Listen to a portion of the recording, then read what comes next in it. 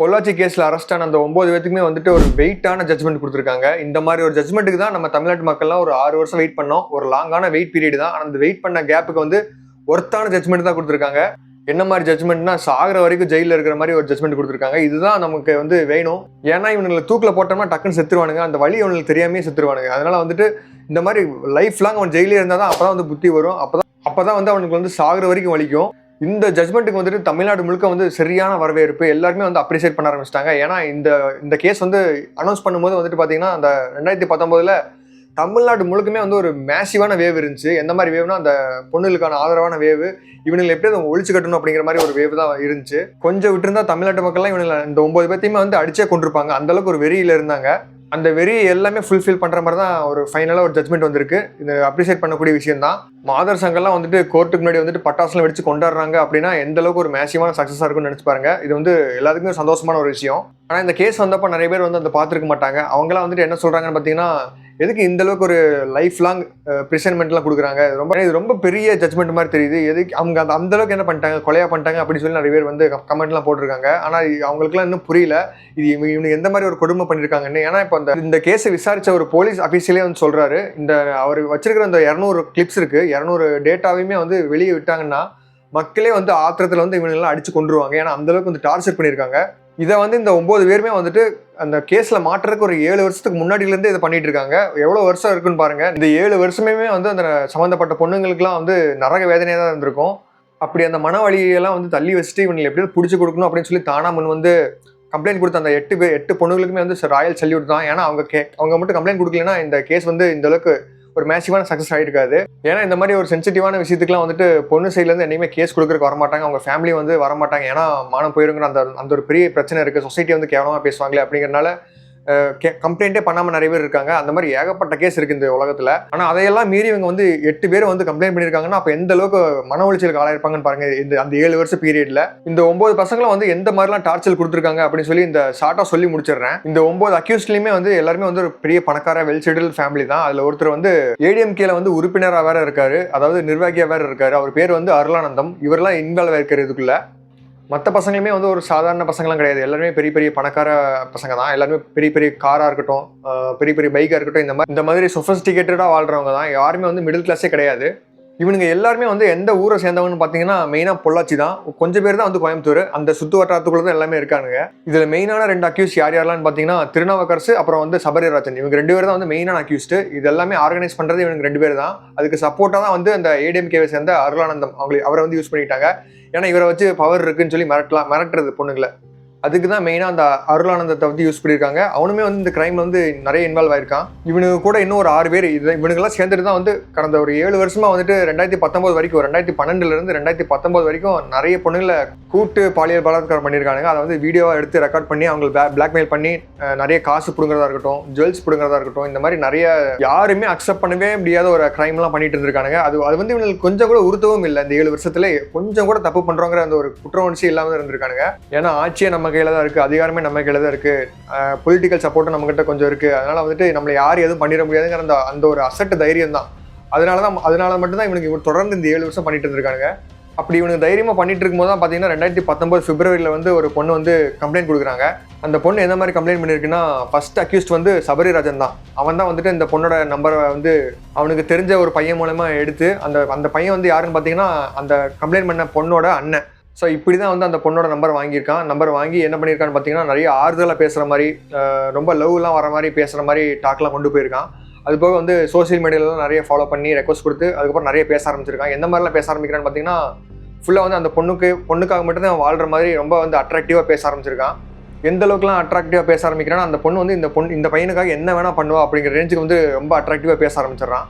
இந்த சபரிராஜன் வந்து இந்த கிரைமோட உச்சகட்டமாக என்ன பண்ணுறான்னு பார்த்தீங்கன்னா, அந்த ஃபேக்கான ஒரு ஆளை செட் பண்ணி, அதாவது ஒரு வயசான லேடியை வந்து செட் பண்ணி அதை வந்து அவங்க வந்து இவனோட அம்மா மாதிரி அந்த பொண்ணுங்கிட்டலாம் காமிச்சிருக்கான். அவங்களுக்குலாம் வந்து ப்ராப்பராக ட்ரைனிங் கொடுத்து எப்படி ஒரு அம்மாவும் மகனும் வந்து ரொம்ப அட்டாச்சாக இருப்பாங்களோ அந்த மாதிரி காமிச்சிக்கிட்டு அதை வந்து அந்த பொண்ணுங்களை நம்ப வச்சிருக்கான். அந்த பொண்ணுங்களுக்கும் வந்து ஒரு நம்பிக்கை வந்துருச்சு. பரவாயில்லையே, அம்மாவெல்லாம் கூப்பிட்டு வந்து காமிக்கிறானே, அம்மா கூடலாம் வந்து இன்ட்ரடியூஸ் பண்ணி வைக்கிறேன், அப்போ கண்டிப்பாக வந்து நம்ம கூட லைஃப் லாங் இருப்பான், நம்மளை வந்து ஏமாற்ற மாட்டான் அப்படிங்கிற ஒரு நம்பிக்கையில் விழுந்துருவாங்க அப்படிங்கிற ஒரு மைண்ட் செட்டில் தான் இந்த மாதிரி ஒரு ட்ரைனிங்கே கொடுத்து ஆள் செட் பண்ணி அவங்களை ஏமாற்றிருக்கான். நிறைய பேர் சொல்லலாம், ஏன் இந்த மாதிரி பொண்ணுங்க வந்து அவங்க கூப்பிட்டாங்கன்னா ஏன் போகிறாங்க அப்படின்னு சொல்லலாம். ஆனால் வந்துட்டு அம்மாவே கூப்பிட்டு வந்து காமிக்கிறாங்கும் போது பொண்ணுங்க வந்து நம்ப தான் செய்வாங்க, யாராக இருந்தாலும் நம்பிடுவாங்க. அப்படி தான் அந்த பொண்ணு நம்பியிருக்கு. ரொம்ப நாள் கொஞ்ச நாள் போயிட்டு இருக்கு, இந்த மாதிரி பேச்சுவார்த்தைலாம் நிறையா போக ஆரம்பிக்குது அவங்களுக்குள்ளே. அந்த பொண்ணு வந்து ஆனால் பார்த்தீங்கன்னா இந்த பையனை ட்ரூவாகவே லவ் பண்ண ஆரம்பிச்சிடா. யாருன்னு பார்த்தீங்கன்னா சபரிராஜனை ட்ரூவாகவே லவ் பண்ண ஆரம்பிச்சிடுறா. அவன் தான் நம்மளோட லைஃப் பார்ட்னர் அப்படின்னு சொல்லி முடிவே பண்ணிடுறா. ஆனால் அந்த அப்பாவியான பொண்ணுக்கு வந்து இது எதுவுமே தெரியாது. ஆக்சுவலாக இந்த மாதிரி ஒரு ஆள் மாறாட்டமே வந்து ஒரு இன்டர்நேஷனல் லெவல் கிரைமு. அதைவே அவனுக்கு வந்து கூச்சமெல்லாம் பண்ணிட்டு இருக்கானுங்க ரொம்ப வருஷமா. இதே தான் எல்லா பொண்ணுகளுக்குமே பண்ணியிருக்காங்க, இந்த பொண்ணுக்கு மட்டும் கிடையாது, எல்லா பொண்ணுகளுக்கும் இதே மாதிரி தான். ஒரு வயசான லேடியை கூப்பிட்டு வந்து இவங்க தான் அம்மா அப்படின்னு சொல்லி பொய்யா நடிக்க வச்சிருக்கானுங்க. ஸோ அதுக்கப்புறம் அந்த சபரிராஜன் வந்து அந்த பொண்ணை என்ன மாதிரி அப்ரோச் பண்ணுறான்னு பார்த்தீங்கன்னா, தனியாவா பேசலாம், காரில் நான் உன்னை கூட்டிகிட்டு போகிறேன், நம்ம தனியாக ரைடு போகலாம் அப்படின்னு சொல்லி கூப்பிட்றான். அந்த பொண்ணு இவனை நம்பி வருது. அதுக்கப்புறம் தான் அவனுக்கு வந்து வேலையே காட்ட ஆரம்பிக்கிறானுங்க. அந்த சபரிராஜன் கூடவே வந்து திருநாவுக்கரசுன்னு ஒருத்தன் வந்து கூடவே இருக்கான். அதை வந்து அந்த பொண்ணு பார்த்து கேட்குறா, இது யார் அப்படின்னு சொல்லி. இது என் ஃப்ரெண்டு தான், ஒன்றும் பயப்படுறதுக்குலாம் ஒன்றும் இல்லை, என் ஃப்ரெண்டு தான், நீ வா நம்ம 3 பேர் சேர்ந்து போகலாம் அப்படின்னு சொல்லி அந்த பொண்ணை ஏற்றி கூப்பிட்டு போகிறாங்க. திருநாவுக்கரசு வந்து டிரைவ் பண்ணிட்டு இருக்கான். சபரிராஜனும் அந்த பொண்ணு வந்து பின்னாடி சீட்டில் உட்காந்துருக்காங்க. வண்டி கொஞ்சம் தூரம் போகுது. அதுக்கப்புறம் கொஞ்சம் தூரம் கழிச்சு போய் நிற்குது. அதுக்கப்புறம் வந்துட்டு பார்த்தீங்கன்னா சதீஷ் அப்புறம் வசந்தகுமார் இப்படி 2 பேர் வந்து ஏறுறாங்க வண்டியில். 2 பேரும் வந்துட்டு பின்னாடி சீட்டு ஏறுறாங்க. அதாவது எங்கே ஏறுறாங்கன்னு பார்த்தீங்கன்னா அந்த பொண்ணு அந்த சபரிராஜனும் இருக்கிற அந்த சீட்டில் ஏறுறாங்க. அதுக்கப்புறம் வண்டி ரொம்ப வேகமாக போகுது. என்ன அப்படி சொல்லி அந்த பொண்ணுக்கு வந்து ஒரு பயம் வந்துருச்சு. இந்த டைமில் தான் வந்து பார்த்தீங்கன்னா சபரிராஜன் வந்து அந்த பொண்ணை கொஞ்சம் சைலண்ட் பண்ணுறான். ஒன்றும் பிரச்சனை இல்லை, பயப்படாதீங்களே, என் ஃப்ரெண்ட்ஸ் தான் சொல்லி கொஞ்சம் ஆஸ்வாசப்படுத்துறான். அந்த பொண்ணு வந்து சைலண்ட் ஆகுது. அதுக்கப்புறம் தான் வந்து வேலையை காட்டுறாங்க. ஒவ்வொருத்தராக வந்து அந்த பொண்ணோட கை காலெல்லாம் பிடிச்சி என்னெல்லாம் பண்ணக்கூடாதோ அதெல்லாம் பண்ணுறானுங்க. அதை நம்ம வந்து ஓப்பனாக சொல்ல முடியாது. ரொம்ப கேவலமான ஒரு விஷயத்தை வந்து பண்ணுறானுங்க. ஒரு ஈவு இறக்கமே இல்லாமல் நடந்துக்கிறானுங்க. ஒவ்வொருத்தருக்கு வந்து என்னென்ன தோணுதோ அதெல்லாம் வந்து அந்த பொண்ணை வச்சு பண்ணிட்டு இருக்கானுங்க. அந்த காருக்குள்ளேயே மூவிங்கில் இருக்கும்போதே காரில் பண்ணுறானுங்க. ஒவ்வொருத்தர் முடிஞ்சதுக்கப்புறம் வந்துட்டு பார்த்தீங்கன்னா காரை நிறுத்தி ஆள் மாற்றி டிரைவிங் பண்ணி இந்த வேலையெல்லாம் பண்ண ஆரம்பிக்கிறாங்க. இதெல்லாம் பண்ணும்போது என்ன பண்ணுறானுன்னு பார்த்தீங்கன்னா, இவனுக்கிட்ட ஒரு ரொம்ப மோசமான ஒரு விஷயம் என்னன்னு தெரியுமா, அது வந்து ரெக்கார்ட் பண்ணுறது தான். இவனுக்கு அந்த பொண்ணுங்கள்லாம் வந்து நியூடாக ஃபோட்டோ எடுக்கிறதா இருக்கட்டும், வீடியோ எடுக்கிறதா இருக்கட்டும், இதெல்லாம் பண்ணிடுறானுங்க. இதெல்லாம் வச்சுட்டு பிளாக்மெயில் பண்ணுறதுக்காக இதெல்லாம் பண்ணுறானுங்க. அப்படி தான் இந்த பொண்ணையுமே வந்து எடுக்கிறானுங்க, வீடியோலாம் எடுக்கிறானுங்க. எடுத்துட்டு அதுக்கப்புறம் அந்த பொண்ணை வந்து பிளாக்மெயில் பண்ணுறானுங்க. இதை வந்து நீ வெளியே போய் சொன்னீங்கன்னா இந்த வீடியோலாம் லீக் பண்ணிடுவோம், யூடியூப்ல போட்டுருவோம், ட்விட்டரில் போட்டுருவோம், ஃபேஸ்புக்கில் போட்டுருவோம்னு சொல்லி மிரட்டுறானுங்க. அதுபோக அந்த பொண்ணு போட்டிருந்த அந்த ஜுவல்ஸ், அந்த நகை, அதெல்லாம் வந்து திருடிட்டு போயிடுறானுங்க. அந்த காருக்குள்ளே வச்சு திருடிடுறானுங்க. இதை வந்து வெளியே சொன்னீங்கன்னா மிரட்டிடுவோம் அப்படின்னு சொல்கிறானுங்க. அது போக பணம் கையில் வச்சு இந்த பணத்தையும் பிடிக்கிறானுங்க. இந்த பொண்ணை வந்து இவனுக்கு காருக்குள்ளே வச்சு இந்த மாதிரி பண்ணியிருக்கானுங்க. நிறைய பேர் வந்து என்ன மாதிரி பண்ணுறாங்கன்னா, தனியாக ஒரு கெஸ்ட் ஹவுஸ் மாதிரி வச்சிருக்கானுங்க. அவனுக்கு எல்லாத்துக்குமே சேர்ந்து ஓன் பண்ணுறானுங்க அந்த ஹவுஸை. அந்த ஹவுஸில் தான் வந்து இருக்கிற எல்லா சேட்டையுமே பண்ணியிருக்கானுங்க. என்ன மாதிரி சேட்டையெல்லாம் பண்ணியிருக்கானுங்கன்னா, அங்கே தான் பொண்ணுங்களை வந்து தனியாக கூப்பிட்டு போகிறதா இருக்கட்டும், ஒருத்த மட்டும் அந்த பொண்ணு கூட இருப்பான், மற்றவங்களாம் வந்து வெளியே நின்று வீடியோ எடுப்பானுங்க. இந்த மாதிரி வீடியோ எடுத்து தொடர்ந்து பிளாக்மெயில் பண்ணி தான் அந்த 8 பேர் வந்து தவிர்க்கவே முடியாமல் வந்து கம்ப்ளைண்ட் பண்ணியிருக்காங்க. அந்த வீட்டில் அவனுக்கு என்ன தான் பண்ணுவானுன்னு பார்த்தீங்கன்னா, பொண்ணுங்களை நிறைய அடித்து சித்திரவதை பண்ணுறதா இருக்கட்டும், அதை பார்த்து சந்தோஷப்படுற ஒரு கேவலமான ஒரு ஜென்மங்க தான் இவனுங்க. அப்படி ஒரு வீடியோ லீக் ஆனதான் வந்து ஆடியோ லீக் ஆனதான் வந்து பார்த்தீங்கன்னா, அந்த அண்ணா விட்டுருங்கண்ணா அப்படின்னு சொல்லி ஒரு பொண்ணு வந்து ரொம்ப அழுகும்ல, அது வந்து ரொம்ப ஃபேமஸ் ஆச்சு அந்த டைமில் 2019. அந்த பொண்ணோட கதறல் தான் வந்து ஒட்டுமொத்த வேவையுமே கிரியேட் பண்ணிச்சு. அதுவும் இவனுக்கு டார்கெட் பண்ணதெல்லாம் வந்து ரொம்ப மிடில் கிளாஸ் பொண்ணுங்களாம் கிடையாது. எல்லாமே வந்து ஒரு பணக்கார பொண்ணுங்களாம் பார்த்து தான் டார்கெட் பண்ணுவானுங்க. ஏன்னா அப்போ தான் வந்து காசு நிறைய கிடைக்கும்னா, காசு நிறைய அடிக்க முடியும் அப்படின்னு சொல்லி இந்த மாதிரி காசு அடிச்சு தான் வந்து இந்த மாதிரி பெரிய கார்லாம் வாங்கி பெரிய பைக்லாம் வாங்கி ஜாலி சுற்றிட்டு இருந்திருக்கானுங்க. பொண்ணுங்களை வந்து ஃபேக்காக ஒரு அம்மா மாதிரி ஒருத்தங்களை கிரியேட் பண்ணி அவங்கள நடிக்க வச்சு அவங்கள வந்து சென்டிமெண்ட்டாக விழுக வச்சிடுறது. அதுக்கப்புறம் என்னென்னலாம் பண்ணணும்னு தோணுதோ அந்த பொண்ணுங்களை வச்சு அதெல்லாம் பண்ணிவிட்டு அதுக்கப்புறம் அவங்களே வந்து பிளாக்மெயிலும் பண்ணி அவங்ககிட்ட இருந்தே காசும் கொடுக்குறது. எந்த ஒரு கேவலமான ஒரு ஜென்மன்னு பார்த்துக்கோங்க. இதனால தான் வந்துட்டு இவனுக்கு மேலே ஒரு 13 பிரிவுக்கு கீழே 13 கேஸ் போட்டிருக்காங்க. ஒவ்வொருத்தர் மேலேயுமே 13 கேஸு. அதனால வந்துட்டு இவனுக்கு வந்து தப்பிக்கிறதுக்கு வாய்ப்பே கிடையாது. இந்த கேஸ் வந்துட்டு 2019 மார்ச்ல வந்துட்டு சிபிசிஐடி வந்து விசாரிக்க ஆரம்பிக்கிறாங்க. அது வந்து பத்தாது அப்படின்னு சொல்லி மக்கள்லாம் ஒரு இம்மென்ஸ் ப்ரெஷர் கொடுக்குறாங்க கவர்மெண்ட்டுக்கு. இதெல்லாம் முடியாது, எங்களுக்கு வந்து சிபிஐக்கு மாற்றுங்க அப்படின்னு சொல்லி சரியான ப்ரொட்டஸ்டாக நடக்குது. அதனால வந்துட்டு கவர்மெண்ட் வந்து வேறு வழியே இல்லாமல் சிபிஐக்கு மாற்றுறாங்க. சிபிஐ தான் வந்து இந்த கேஸையே ஃபுல்லாக ஹேண்டில் பண்ணி இப்போ சூப்பராக கொண்டு போய் இன்வெஸ்டிகேஷன்லாம் நடத்தி ப்ராப்பராக இந்த கேஸுக்கு ஒரு தீர்வு கொடுத்துருக்காங்க. இந்த கேஸில் இவங்களோட ஏஜ் எல்லாம் என்னன்னு பார்த்தீங்கன்னா, சபரிராஜன் 32, திருநாவுக்கரசு 32, எம் சதீஷ் 33, டி வசந்தகுமார் அவனுக்கு வந்து 30 வயசு ஆகுது, 6 மணி அப்புறம் மணிவண்ணன் இவங்க 2 பேத்துக்குமே வந்து 32 வயசு, பி பாபு இவனுக்கு வந்து 33 வயசு, ஹரோனிமஸ் பால் இவனுக்கு வந்து 32 வயசு, கே அருளானந்தம் இவருக்கு வந்து 39 வயசு. இவர் தான் வந்து ஏடிஎம்கேவோட அந்த உறுப்பினராக இருக்காரு. அதுக்கப்புறம் வந்து பார்த்தீங்கன்னா எம் குமார் இவருக்கு வந்து 35 வயசு.